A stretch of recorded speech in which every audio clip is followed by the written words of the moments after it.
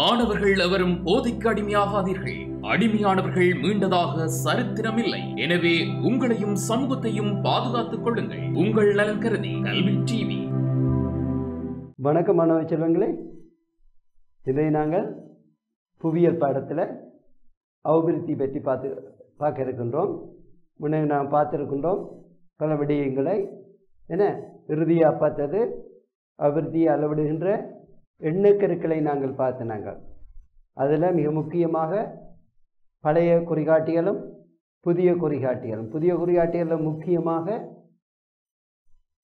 அபிவிருத்தி அளவிடுவதற்கு என்ன பௌதிக வாழ்க்கை பண்பு சுட்டன், மனித அபிவிருத்தி குறிகாட்டி போன்ற விடயங்களை நாங்கள் பார்த்திருக்கின்றோம்.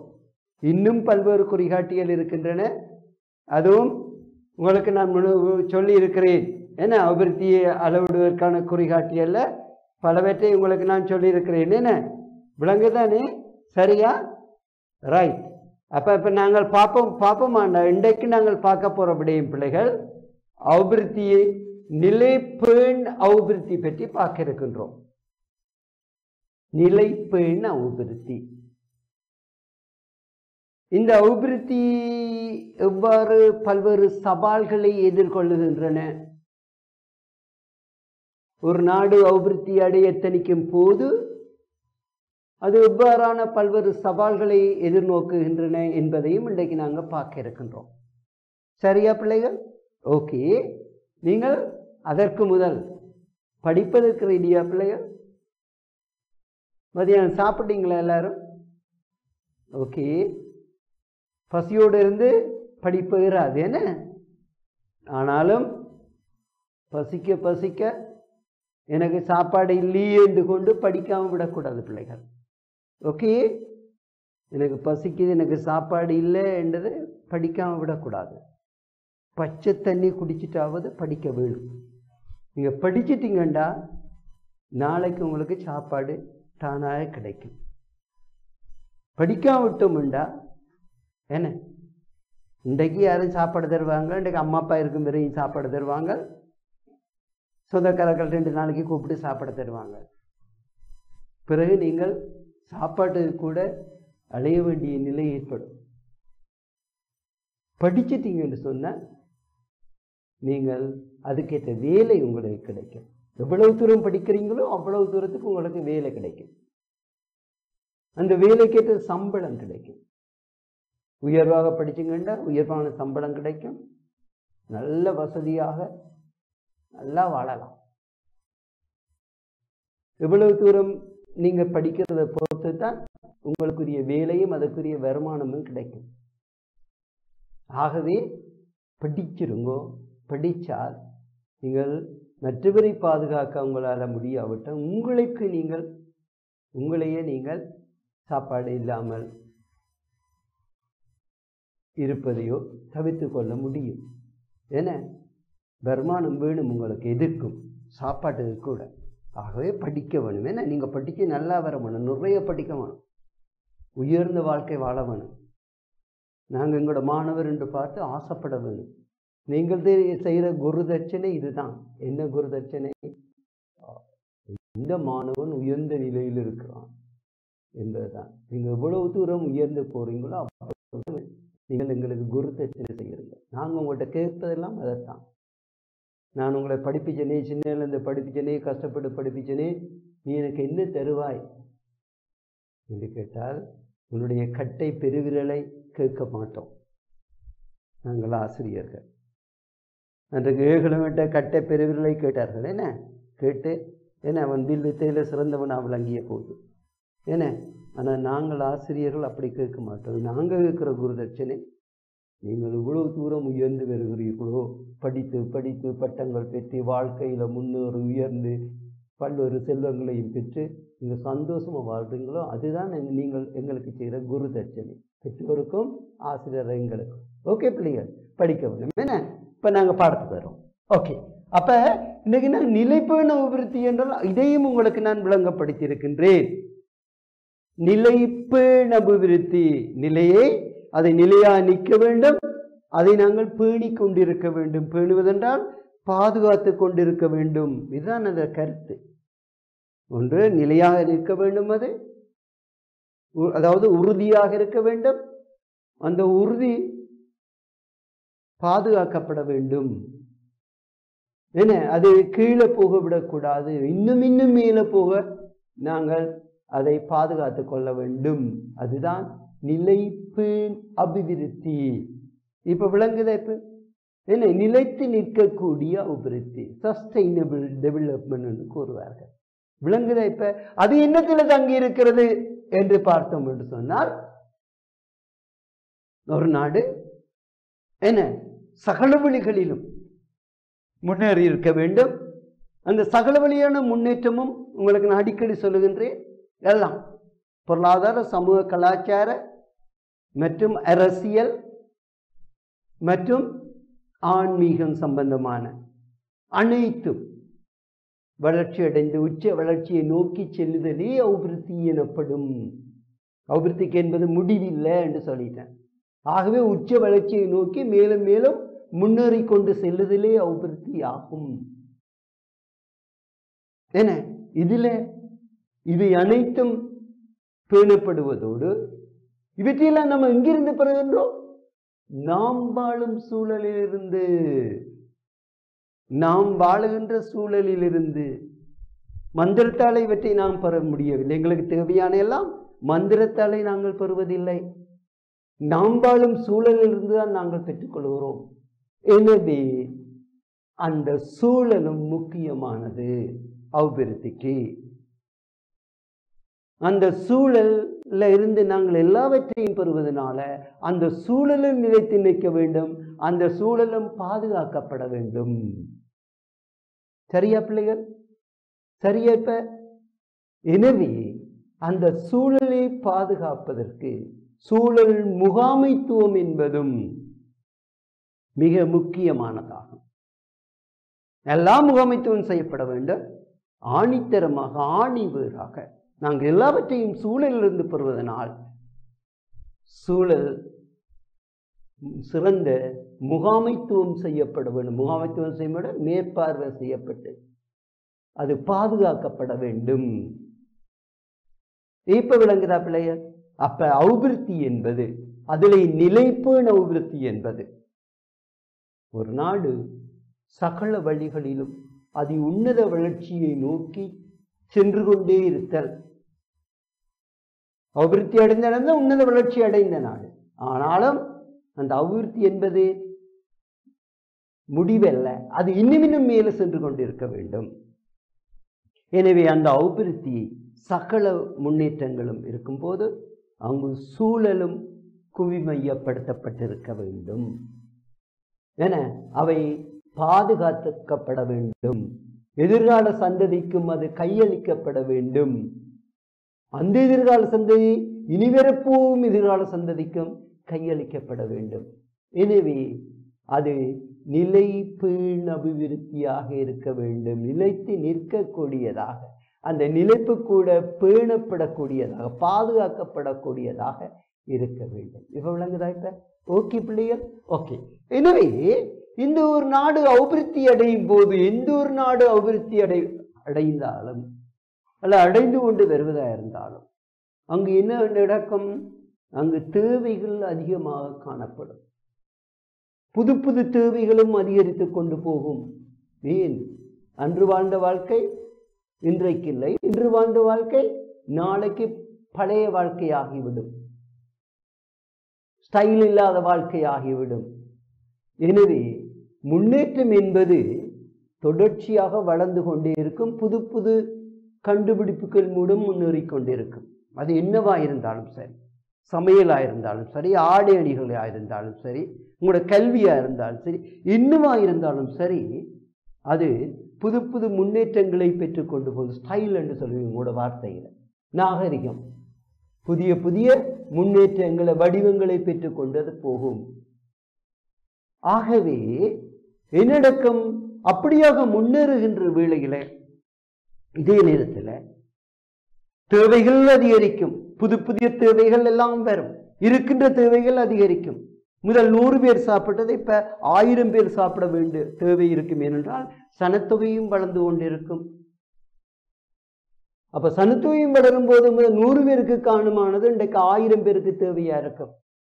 அப்போ ஒரு பக்கம் சனத்தொகை வளர்கிறது, எனவே தேவைகள் அதிகமாகிக் கொண்டு போகின்றது. இன்னொரு பக்கம் புது புது தேவைகள் அதிகரித்து வருகின்றன. நாரியம் வளர வளர உங்களுடைய வாழ்க்கை முறைகளும் மாற மாற புது புது தேவைகளும் அதிகரித்து கொண்டு போகின்றது. எனவே இங்கே பிரச்சனை ஏற்பட போகின்றது, எதிர் விளைவுகள் ஏற்பட போகின்றது. பிள்ளைகள் என்னென்று சொன்னால், தேவைகள் அதிகரித்தோன்னே, புதிய தேவைகள் அதிகரித்தோன்னே நாங்கள் எங்கிருந்து இவற்றையெல்லாம் பெறப்போகின்றோம்? சூழலில் இருந்து.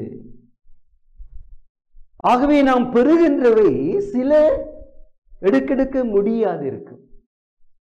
சூரிய ஒளி, காற்று, என்ன இவையெல்லாம் எடுக்கெடுக்க முடியாது. சூரிய வெப்பம் முடியாது. ஆனால் சில வளங்கள் எடுக்கெடுக்க முடிந்துவிடும். அது எவ்வளவு இருக்கின்றது கூட எங்களுக்கு தெரியாது. பெட்டியண்டா திறந்து பார்க்கலாம், பணமோடு இருக்கண்டு பார்த்து செலவழிக்கலாம். முடிய போதுன்னு பார்த்து செலவு. ஆனால் இது நிலத்தே கீழே இருக்கின்ற முக்கியமான வளங்கள் இருக்கின்றன. அவை இன்றைய வாழ்க்கை இல்லை என்ற அளவுக்கு மிக முக்கியமான வளங்கள் எல்லாம் நிலத்தை கீழே இருக்கின்றன. நிலத்தை திறந்து பார்க்க முடியாது.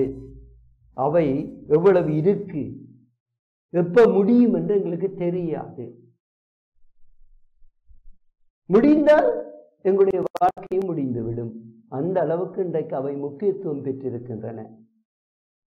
உதாரணமாக இந்த எரிபொருள், என்ன எரிபொருளான என்ன பெட்ரோலியம், நில நெய், என்ன இவை எவ்வளவு தூரம், அங்க எவ்வளவு தூரத்தில் எவ்வளவு அளவில் இருக்கின்றதை நாங்கள் நிதானமாக உறுதியாக கூற முடியாது, பார்க்க முடியாது. ஆராய்ச்சிகள் மூலம் இருக்குன்னு சொல்லலாமே தவிர, இருக்கும் என்று சொல்லலாமே தவிர திறந்து பார்க்க முடியாது. அவை தோன்றுவதற்கு கோடி ஆண்டுகள் செல்லலாம் மீண்டும் தோன்றுவதற்கு, அல்லது தோன்றாமலே விடலாம். எனவே அங்க பிரச்சனைகள் உருவாகும். பெட்ரோலியம் இல்லைன்றால் பகல் கூட இருட்டாகிவிடும். என்ன இன்றைக்கு சனத்து கட்டடங்கள் எல்லாம் கட்டப்பட்டு நெருக்கமாக கட்டடங்கள் கட்டப்பட்டு இன்றைக்கு 24 மணித்தியாலுமே லைட்டும் போட வேணும், ஃபேனும் போட வேண்டி இருக்கும், ஏசியும் போட வேண்டி இருக்கும். 24 மணித்தியாலும் இல்லாட்டி பகலை இருண்டதாகிவிடும் பிள்ளைகள். எனவே இதுக்கு எவ்வாறு நாங்கள் இவற்றை பெறப்போறோம்? இயற்கையிலிருந்து இந்த இயற்கை சக்திகளை நாங்கள் காற்றலை சக்தி, கடலலை சக்தி, சூரிய வெப்பத்திலிருந்து நாங்கள் வெளிச்சத்தை பெற்றாலும் நாங்கள் மிக முக்கியமாக தங்கி இருப்பது நாங்கள் இந்த பெட்ரோலியத்தில் தான். ஆகவே பகல் வேளை இருண்டதாகிவிடும்.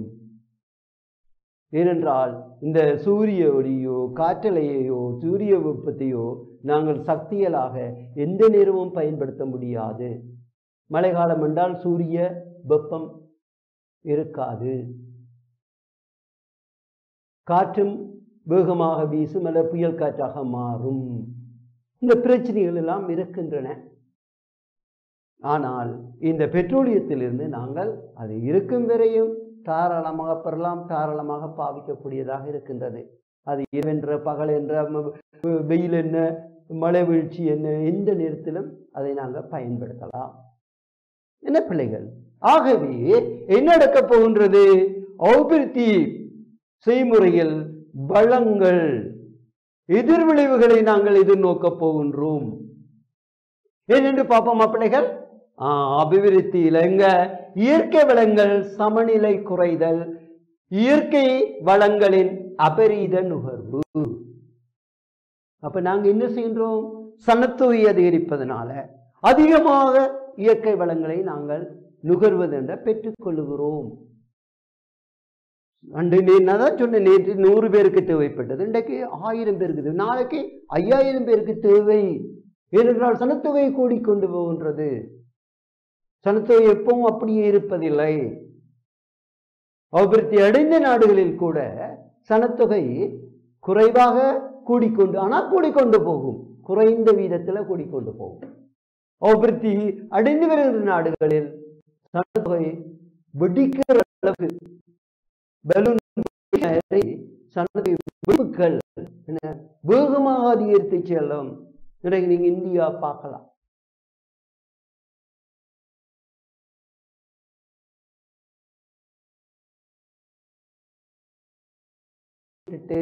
இன்றைக்கு சனத்தொகையில முதலாவது இடத்தை பிடித்திருக்கிற நாடு இந்தியா. பெருமையா இருக்கலாம். ஆனால் அதனால் வருகின்ற விளைவுகள் இவைதான் இந்த விளைவுகள் வரப்போகின்றன. சீனா தந்திரூபமாக சனத்தொகையை கட்டுப்படுத்தினால் தங்களுக்கு இந்த விளைவுகளை நாங்கள் தவிர்த்துக் கொள்ள முடியும் என்று புத்தியாக சீனா இயங்குகின்றது. இளப்பிள்ளைகள் ஆகவே என்ன நடக்கும்? இயற்கை வளங்கள் அபரீதமாக நுகரும். அபரீதம் என்னும் போது என்ன கூடுதலாக நுகரப்படும்.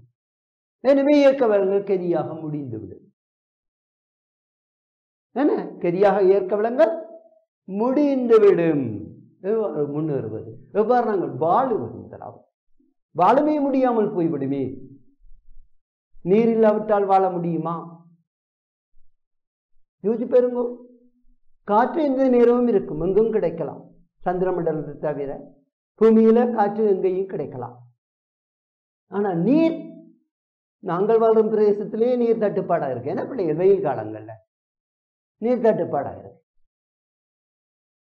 மலைநாட்டு பிரதேசங்கள்ல, குளிர்ச்சியான பிரதேசங்கள்லையும் குடிநீர் தட்டுப்பாடா இருக்கு. பிள்ளைகள் எல்லாம் கஷ்டப்படுது. பாடசாலை பிள்ளைகள் தண்ணி எடுக்க கனதூரம் போகிறார்கள், நல்ல தண்ணீருக்காக. ஆகவே என்ன செய்கின்றது? அபரீதமான வளங்களின் நுகர்ச்சியினால வளங்கள் பற்றாக்குறையாக மாறும். என்ன? வளங்கள் விரைவாக குறைவடைந்து விடும். வளங்கள் விரைவாக குறைந்துவிடும். இனிமே நடக்கும், வளங்களை பெறுவதற்கான போட்டிகள் ஏற்படும். யார் பெறுவது வளங்களை? எங்கிருந்து யார் பெறுவது? வளர்ந்த நாடுகள் எல்லாம் முன்னணியில் நிற்கும் வளங்களை பெறுவதற்கு. இன்றைக்கு நீங்கள் பார்க்கலாம், அபிவிருத்தி அடைந்த நாடுகள், வளர்ச்சி அடைந்த நாடுகள், உச்சக்கட்டத்தில் இருக்கிற நாடுகள் இன்றைக்கு வளங்களை தேடி இன்றைக்கு படியெடுக்கின்றன. எங்கு? நிலத்துக்கு கீழ், கடலுக்கு கீழ், வானவெளியில வளங்களை தேடி இன்றைக்கு போட்டி போடுகின்றன. கடலுக்கு கீழே இருக்கிற வளங்களை எவ்வாறு நாங்கள் பெற்றுக்கொள்ளலாம்? நிலத்துக்கு கீழே இருக்கிற வளங்களை எவ்வாறு பெற்றுக்கொள்ளலாம்? வானவெளியில் எவ்வாறு பெற்றுக்கொள்ளலாம்? எங்கெங்கு கோலங்களில நாங்கள் வாழலாம்? பூமியை தவிர வேறு எந்த கோலங்களில் வாழலாம்? அங்க வாழக்கூடிய என்னென்ன வளங்கள் இருக்கின்றது என்று பிள்ளைகள் இன்றைக்கு போட்டி போட்டு அடிபிடிப்பட்டு கொண்டிருக்கின்றன. இதே நேரத்தில் வளர்ச்சி குன்றிய நாடுகள் சனத்தொகை அதிகரிப்பதனால அங்க வளங்கள் பற்றாக்குறையாக மாறும்போது அங்கு போட்டி மட்டுமல்ல, பல்வேறு பிரச்சனைகள் உருவாகின்றன. இதன் காரணமாக இறப்புகள் அதிகரிக்கும். உணவு பற்றாக்குறையினால பல்வேறு போஷாக்கின்மையான நோய்கள் குழந்தைகளிலிருந்து வயதுவர் வரையும் இடம்பெறும். பல்வேறு போஷாக்கான நோய்கள் இடம்பெறும். அதே நேரத்தில் போதிய உணவு கிடைக்காதால பசி பட்டினிகள் எல்லாம் உருவாகும். ஒரு பக்கத்தில் போஷாக்கான உணவு கிடைக்காததால நோய் உருவாகிறது பிள்ளைகள். இதே நேரத்தில் போதிய உணவு கிடைக்காததால பசி பட்டினி உருவாகின்றது. எனவே ஒருவரை ஒருவர் சண்டையிட்டு போட்டி போட்டு உணவை பறித்து களவெடுத்து சாப்பிடுகின்ற நிலை உருவாகும். பறித்து கொண்டு ஓடுகின்ற நிலை உருவாகும். சில நாடுகள்ல, ஆப்பிரிக்க நாடுகள்ல அப்படித்தான் இடம்பெறுகின்றது. மனிதனையே மனிதன் பிடிச்சு சாப்பிடுகின்ற தாகவும் சில ஆப்பிரிக்க நாடுகள் காணப்படுவதா என்று கேள்விப்படுகின்றோம்.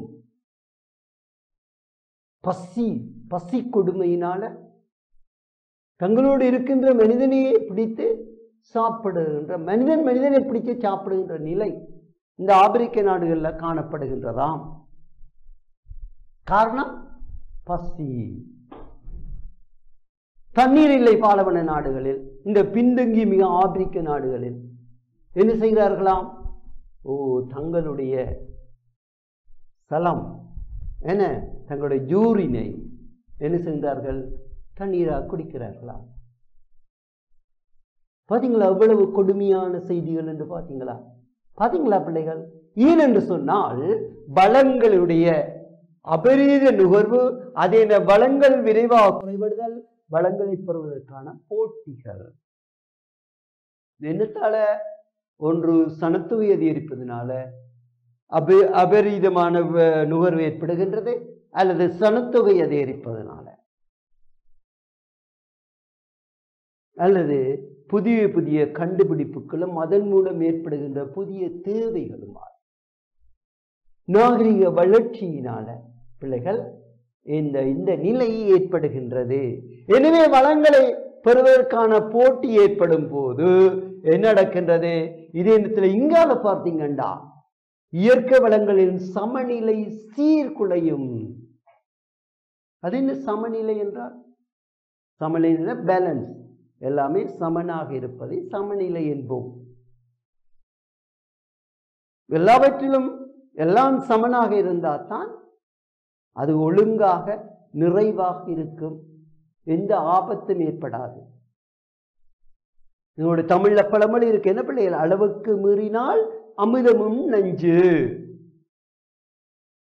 சாப்பாடு கூட அளவுக்கு நாங்கள் அதிகமாக நீங்க பாவீங்க சின்ன பிள்ளைய என்ன கல்யாண வீடு பர்த்டே வீடு எல்லாம் என்ன பிள்ளைகள் என்ன நீங்க சாப்பிடுவீங்கல்ல வயிறு முட்டை, உங்களை பார்க்க ஆசையா இருக்கும், நீங்க சாப்பிட்றத பார்க்க ஆசையா இருக்கும், சந்தோஷமா. பெற்றோரும் நாங்களும் உங்களை பார்த்து பெரியோரும் சந்தோஷப்படுவோம். நாங்கள் உங்களை பார்த்து என்னடா பரவாயில்லைன்னு நினைக்க மாட்டோம் ஒரு காலம். ஐயோ என் பிள்ளை சாப்பிடுவே, என் பிள்ளை வயிறுறைய சாப்பிடுது, என் பிள்ளை சந்தோஷமாக சாப்பிடுது என்றுதான் நாங்கள் தூரத்திலிருந்து பார்த்து ரசிப்போம். என்ன எங்களோட பிள்ளைகள் சந்தோஷமா சாப்பிட்றாங்க, வயிறு நிறைய சாப்பிட்றாங்க. என்ன வளமையாக சாப்பிட மாட்டீங்க, நூதனம் பிடிக்கும், பர்த்டே கல்யாணம் படி இந்த ஃப்ரெண்ட்ஸ் எல்லாம் சேர்ந்தா நல்லா சாப்பிடுவீங்க. என்ன பிள்ளைகள் சந்தோஷம், ஓகே. அப்ப என்ன நடக்கும் பிள்ளைகள்? ஆனால் என்ன சொல்லப்படுகிறது? சாப்பிட்டு சும்மா சாப்பிட்டு என்ன செய்வீங்க? மூச்சு எடுக்க இல்லாம ஐயோ என்னால் நடக்கலாம், ஐயோ என்ன விடு என்றெல்லாம் சொல்லுவீங்கள். எல்லாம் உண்டைகளை தொண்டருக்கும் உண்டு என்று சொல்லுவார்கள். என்ன அடுத்த பழமொழி என்ன? ஓ களைப்பா இருக்கும், இட்டு முட்டா இருக்கும். ஓகே, ஆகவே என்ன செய்ய வேண்டும்? அளவுக்கு மீறினால் அமுதமும் நஞ்சு. சத்தி எடுக்க விளக்கிட பாப்பீங்க, என்ன நடக்கலாம் இருப்பீர்கள், செமிக்கல் என்று சொல்லுவீங்க. அதுதான் அளவுக்கு மீறினால் அமிர்தமும் நஞ்சாகும். அமிர்தத்தை நீங்க சாப்பிட்டாலும் அளவுக்கு மீறி சாப்பிட்டா நஞ்சாகும். இதுதான் கருத்து. ஆகவே சமநிலையில எல்லாம் இருக்க வேண்டும், அளவாக இருக்க வேண்டும் என்பதுதான் கருத்து. அப்ப இயற்கையில பிள்ளை இயற்கை வளங்களின் சமநிலை சீர்குலைதல் என்றால் என்ன? எல்லாமே சமனாக இருக்கும் போது அது இந்த காரணங்கள்னால சமனற்று போய் இந்த பிரச்சனைகள் உருவாவதுதான் சமநிலை குறைதல். சில வளங்கள் கூடுதலாக கிடைக்கும், சில வளங்கள் குறைவாக கிடைக்கின்றன. சில வளங்கள் எடுக்க முடியாது, சில வளங்கள் முடிந்துவிடும். மீளும் வளங்கள், மீளா வளங்கள், இலவசமாக கிடைக்கும் வளங்கள், பணம் கொடுத்து வேண்ட வேண்டிய வளங்கள். என்ன ஆகவே இன்றைக்கு நாங்க பார்த்தோம் என்று சொன்னா சில இடங்கள்ல நிறைய கிடக்கு தண்ணீர், வெப்ப பாலைவன நாட்டுல தண்ணீரே இல்லை. வளங்கள் எல்லாம் சமனற்ற ரீதியில காணப்படுகின்றது. இதற்கு காரணம் ஒன்று இயற்கையாக இருக்கலாம், அது இயற்கை பாலைவனம் என்பதனால் அப்படி ஆகிறது. தண்ணீர் இல்லை, இங்கு நிறைய பசுந்தரையனுடைய தண்ணீர் நிறைய இருக்கு. ஆனாலும் செயற்கையான காரணிகள், அதாவது மனித நடவடிக்கைகள் இந்த இயற்கை சமநிலையை சீர்குலைத்து விடும். இன்றைக்கு இயற்கை சமநிலை இருப்பதனால்தான் நாங்கள்லாம் உயிர் வாழ்கின்றோம். உணவு சங்கிலி, வட்ட சங்கிலிகள் எல்லாம் இன்றைக்கு ஒழுங்காக செயற்படுகின்றன. ஆனால் மனிதனுடைய தகாத செயற்பாடு, எங்களுடைய தகாத செயற்பாடுகள், இந்த அபிவிருத்தி சார்ந்த முன்னேற்றங்கள், அபரீதமான முன்னேற்றங்கள் காரணமாக, புதிய கண்டுபிடிப்பு, புதிய நாகரிகங்கள் காரணமாக இந்த இயற்கை சமநிலை குலைந்து விடுகின்றது. அதான் சொல்லுகிறார்கள், பூமி பேலன்ஸ்ல சுற்றி கொண்டிருக்கிறது. என்ன பூமி சுற்றுது? என்ன தன்னையும் சுற்றி சூரியனையும் சுற்றி கொண்டு வருகிறது. எங்க? அந்த இடத்தில் இந்த வானவெளியில பார்த்து நீங்க ஒவ்வொரு கோள்களும் பூமி இந்த பேலன்ஸ் இப்பொழுது குறைகின்றதாம். அது 23 பாகை நேரம் நின்றா சுத்துது பூமியை இல்லை, 23 பாகை சரிந்த நிலையில் தான் பூமியை சுற்றி கொண்டு வருகின்றது. இது இயற்கை. ஆனால் இன்றைக்கு சனத்தொகை அதிகரிப்பு பூமியை சுற்றுகையை சுழற்சியை தாமதமாக்கும். அது மட்டுமல்ல, ஒரு பக்கத்தில் சனத்தொகை கூடிக்கொண்டு போகும். ஒரு பூமியின் ஒரு பக்கத்தில் எங்க? இந்த கிழக்காசிய தென்னாசிய நாடுகள்ல. மற்ற பக்கத்தில் சனத்தொகை குறைவாக இருக்கும் அல்லது குறைந்து கொண்டு போகும். அப்ப எல்லா இடமும் சமமா இருக்குதோ சனத்தொகை? இல்லை, சனத்தொகை சமநிலை சீர்குலைந்து காணப்படும் சனத்தொகை அடிப்படையிலே. ஆகவே பூமியினுடைய சுழற்சி கூட தாமதமாகும். கண்டுபிடித்திருக்கிறார்கள், பூமியுடைய சுழற்சியில தாமதம் ஏற்படுகின்றது, சுற்றுகையில தாமதம் ஏற்படுகின்றது. இதற்கு காரணம் எல்லாம் இந்த சனத்தொகை அதிகரிப்பும் அதனால மனிதன் ஏற்படுத்துகின்ற பல்வேறு விதமான நடவடிக்கைகள், தகாத விரும்பத்தகாத நடவடிக்கை. இதனால என்னடக்கம் இயற்கை வளங்கள் சமநிலை சீர்குலையும். இயற்கை சமநிலையும் சீர்குலைகின்றது. பூமியினுடைய இயக்கம், பூமியினுடைய சுற்றுகை சுழற்சி, அதனுடைய இருப்பு நிலைப்பு என்பன. அதே நேரத்தில் பூமியில கிடைக்கின்ற வளங்களும் பிழைகள் சீர்குலைந்த காரணம். இதனால சீர்குலைந்து காணப்படும். எனவே என்ன நடக்கும்? பிள்ளைகள், வளங்களின் பற்றாக்குறையும் ஏற்படும். அபரீதமான நுகர்வினாலும் பற்றாக்குறை ஏற்படும். வளங்கள் சீர்குலைந்து காணப்படுவதனாலும் பற்றாக்குறை ஏற்படும். சீர்குலைந்தாலும் பற்றாக்குறை தான் பிள்ளைகள் ஏற்படும். சமனாக இருந்தால் பற்றாக்குறை இருக்காது, ஏற்படாது. ஒரு இடத்த கூட எடுத்த குறை ஒரு இடத்த இல்லை என்ற இது வரும்போது அது சமநிலையை சீர்குலைக்குவது மட்டுமின்றி வளங்களின் பற்றாக்குறை ஏற்படும். எனவே நடக்கும்? மாற்று வளங்களை தேட வேண்டிய தேவை ஏற்படும் பிள்ளைகள். அப்ப வளங்கள் விரைவாக குறைவடைவதனாலும் வளங்களின் பற்றாக்குறை ஏற்படுவதனாலும் அதனால வளங்களுக்கான போட்டி உருவாவதனாலும் எனவே வளங்களை மாற்று வளங்களை தேட வேண்டிய தேவை ஏற்படும். அதான் இன்றைக்கு நாங்கள் மாற்று வளங்களை கண்டுபிடிக்கிறோம். என்ன? இன்றைக்கு சக்தி நுகர்வு, இன்றைக்கு பெட்ரோலியம் விரைவாக முடிந்துவிடும். நிலத்தில் இருக்கிற பெட்ரோலியம் விரைவாக முடிந்துவிடும். இல்லை, நெய் அது முடிந்தால் உலகமே இயங்காது, இருட்டு பகல்வெளி இருட்டாகிவிடும். எனவே என்ன செய்யணும்? உலக நாடுகள் எல்லாம் இன்றைக்கு மாற்று வளங்களை தேட இன்றைக்கு ஆரம்பித்து விட்டன. சூரிய சக்தியை பயன்படுத்துவது இலவசமாக கிடைக்குது, எப்பவும் கிடைக்கும். பொதுவாக நீங்க கேட்கல, மழை காலத்தில் கிடைக்குமா சார்? நான் பொதுவாகத்தான் சொல்லுகிறேன். அது கொஞ்ச காலத்தில் கிடைக்காம இருக்கலாம், அதுக்காண்டி சேமித்து வைப்பார்கள் பெட்டரியல்ல. விளங்குத பிள்ளைகள்? ஆகவே என்ன நடக்கின்றது? மாற்று வளங்களை தேட வேண்டிய தேவை ஏற்படுகின்றது. பெட்ரோலிய சக்திக்கு பதிலாக காற்றலை சக்தி, கடலலை சக்தி, சூரிய வெப்பம், நில வெப்பம் என்பவற்றை நாங்கள் அதோடு சேர்த்து இந்த நிலக்கரி எரிவாயுவான இந்த நிலக்கரி அது சூழலை மாசடைவதனால அதை கைவிட வேண்டிய தேவை ஏற்படுகின்றது. ஒன்று கட்டைக்கரியினால வெப்பத்தை பெறுவது, அடுத்தது மிருகங்களின் கழிவு சாணத்தில் இருந்து வெப்பத்தை பெறுவது. நிறச்சோலையில் இருக்கேன்னு சாணத்தில் இருந்து வெப்பத்தை பெறுவது. சிலாபம் நிலச்சோலையில் சாணத்தில் இருந்து வெப்பத்தை பெறுவது. மாட்டு எருவை எரித்து அதிலிருந்து வெப்பத்தை பெற்று அதை சக்தியாக மின்சக்தியாக பயன்படுத்துகிறது. ஆனால் இவை சூழலை மாசடையும் என்பதனால சூழல் மாசடையாத சக்திகளான காற்றலை சக்தி, கடலை சக்தி, நிலவெப்பம், சூரிய சக்தியை பயன்படுத்தி எனவே புதிய வளங்களை தேட வேண்டிய தேவை ஏற்படும் விளைகள். இதே போன்றுதான் ஏனையவை எல்லாம் இருக்கின்றன. நீரை பெற்றுக்கொள்வது, நீருக்கு பதிலாக வேற எதையும் பெற முடியாது. ஆனால் அந்த நீரை சுத்தமாக குடிநீராக மாற்றி அமைக்கின்ற கழிவு நீரிலிருந்து பெற்றுக்கொள்வார்கள். ஏன்னா இதே போன்று முன்ன நாங்கள் எதை பயன்படுத்தினோம் அது இல்லாவிட்டால் வேறொன்றை பயன்படுத்த பார்ப்பது. நாங்கள் உணவை கூட நீங்கள் பார்க்கலாம். சோறு சாப்பிட நாங்கள் இப்ப சோறு இல்லைன்னா பானை சாப்பிடுவோம், பானை இல்லாட்டா ரொட்டி சாப்பிடுவோம். இப்படியோ எங்களோட மாற்ற மாதிரி எங்களுடைய கைத்தொழில் நடவடிக்கைகளுக்கு எங்களுடைய முன்னேற்றத்துக்கு தேவையான பல்வேறு தேவைகளுக்கு அந்த வளம் இல்லாவிட்டால் இன்னொரு வளத்தை தேடுவது. அதுதான் உதாரணம் சொன்னேன். பெட்ரோல் சக்திக்கு பதிலாக இந்த இயற்கை ஏனைய சக்திகளை வளங்களை சக்திகளாக பயன்படுத்த முனைவது. விளங்குத பிள்ளைகள் இப்ப விளங்குது. இப்ப ஆகவே மாற்று வளங்களை தேடும் போது என்னடக்கம் வளங்களை பெறுவதற்கான போட்டிகள் ஏற்படும் போதும் மாற்று வளங்களை புதிய வளங்களை நாங்கள் தேட முற்படும் போதும் சூழலுக்கு தாக்கம் ஏற்படும். எங்கிருந்து பற்றி நாங்கள் பிறப்புறோம் பிள்ளைகள்? மந்திர தலையோ மாற்று வளங்களை சீபும்பாண்டோனி வந்துருமா பிள்ளைகள்? இல்லை எங்க கொண்டு வர நான் செய்து காட்டுகிறேன், நான் கொண்டு வரேன், உங்களால் கொண்டு வர முடியுமா பிள்ளைகள்? முடியலாம் சில வேளைகளில், ஆனால் அது தொடர்ச்சியாக இருக்காது. அது நிரந்தரமாகவோ தொடர்ச்சியாகவோ இருக்காது.